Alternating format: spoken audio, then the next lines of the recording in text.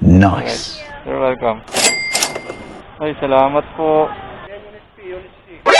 Kaya nga po, Unit C.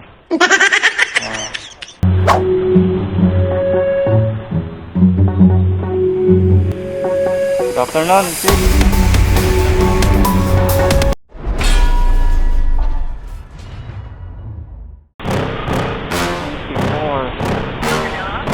Good afternoon, lalamove for pickup. Franchise Street. Opo. Alright. Okay po, salamat.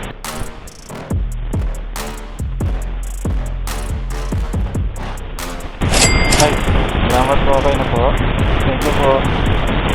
Alright, ba naman na yung first booking natin? May tip kagad tayo, 28 pesos. Alright, goods na goods. Papunta Makati po. Oo. Salamat. Alright mga paps, welcome ulit to Papi Sai Vlog. Grind na naman tayo, lalamove. Araw ng Biyernes. So time check natin, alauna na ng tanghali. So biyaheng lalamove pa rin kahit tag-init. Buti na lang medyo malilim pa ngayon. At syempre bilang rider, sala sa init at sala sa lamig yan.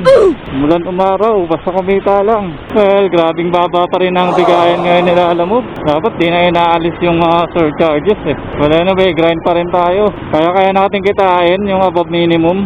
Balikan lang. So tingnan natin kung makakatapat tayo ng mga gandang booking ngayon. So dalawa-dala natin from Fairview papuntang Taguig at saka Makati. So top up wallet balance natin ay 141 pesos. So let's see kung makakamagkano tayo today. So grind muna tayo. Hatid na muna natin to. Ay sana ganito lang, tuloy-tuloy lang ang lilim. Yeah! Huwag lang din sana umulan. Ganito lang ang panahon, ayos. Hindi ganun kainit. Pero may singaw pa rin ng konti yung init. Oh. Yes. Hello po. Ano yung magandang babae na mahaba ang buhok? What? Orange. Sige po. Thank you. Okay, salamat po ma'am. Okay. Ang buhok, orange ang buhok. Orange ang buhok. Okay. Kopya po. Ma'am Hershad. Nice. You're welcome. Kuya? Yes, madam. Banda? Dito lang po. Tapat ng Tim Horton. Tabi kalsada po? Opo. Along highway? Opo.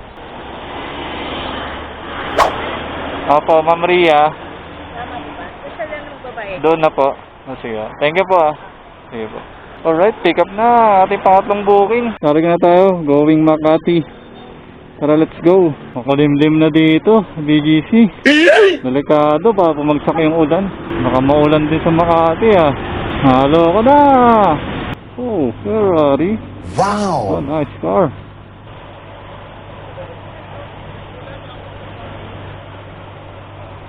Nice car. Ferrari. Naku, mukhang sa Makati babagsak ang ulan ah.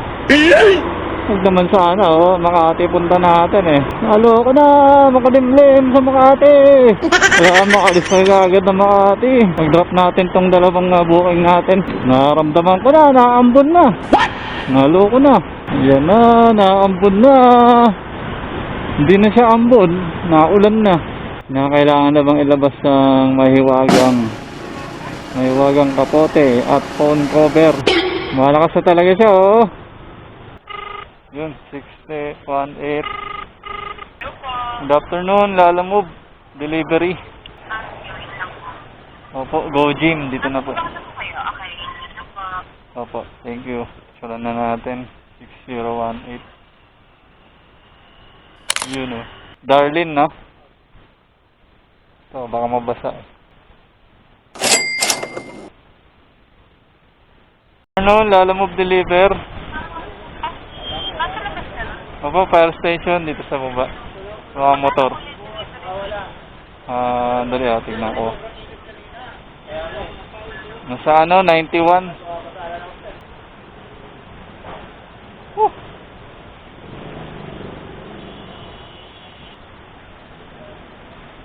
Ma'am Mary Ann. Ay, salamat po. Uy, ayos. Sobra. Saldo. Laki ng tip natin, Wow. 91 lang yung rate. Binigyan tayo 150. Meron tayong 59 pesos na tip. Kaun. Kaon, paldo ang nga.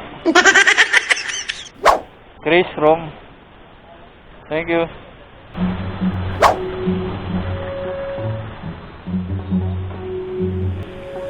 Good afternoon, Chief. Opo.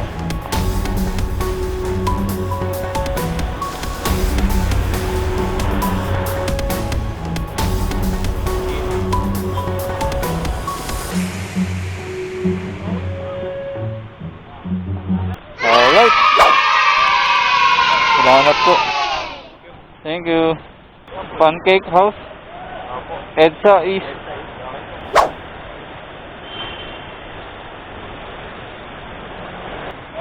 Ito wala. Oh, yan lang.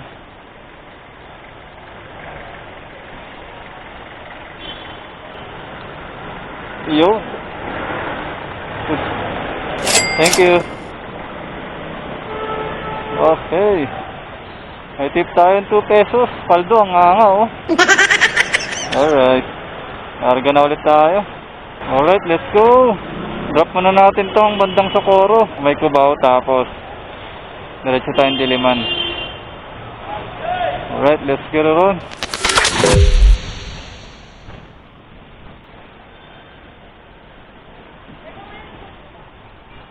Wala na po.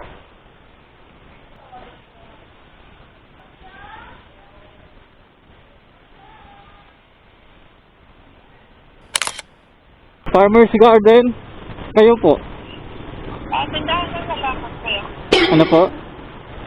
Tindahan ng halaman. Tindahan ng halaman. Oo. Ay, halaman. Sorry. Flower shop. Opo, andito na po. Flower shop. Opo. Papuntang, ano to? Pastor Street, Diliman. Diliman. Ay, tumatawag yung drop off. Hello? Kuya, papunta na kayo? Andito na po ako. Ano to? Sa Flowers Garden. Bruh. Ano din, ako yung updated information kasi kung wala ka pa. Ito po, pinipick up ko na po yung flowers. Alright, welcome. Sige po. Meron pa? What? Oh no. Maliit. Hindi na, maliit lang. Yun oh. Nice. May pa late Valentine's ah. May pa flowers si Mayo. Marso na. Tapos ng Valentine's. Hindi siya matakpan. Ganyan lang talaga. Ay! Sama cellphone ah. Hey!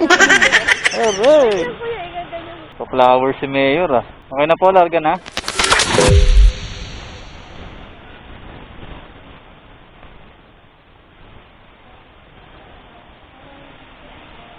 Mayan, Shasha. Mayan, Shasha. Para kay Ali daw. 72. 2. Saktuan yan pag mga ganito.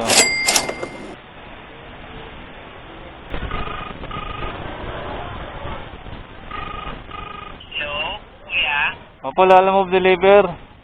Okay, sige po, pababa na po ako. Okay, thank you po. Okay, Bye-bye. bye-bye. There you go. Salamat. Unit C. Huh? C. Okay. Unit C. Isa Bernal. Ha? Unit C. Kaya nga po, Unit C. Doon na yung payment. Alin po ito?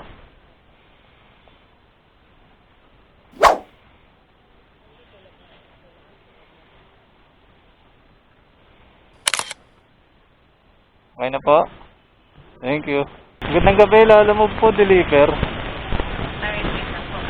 Building B Cluster 4. Nandito na tayo sa ating last drop mga pops. Grabe, nabot na naman tayo ng gabi.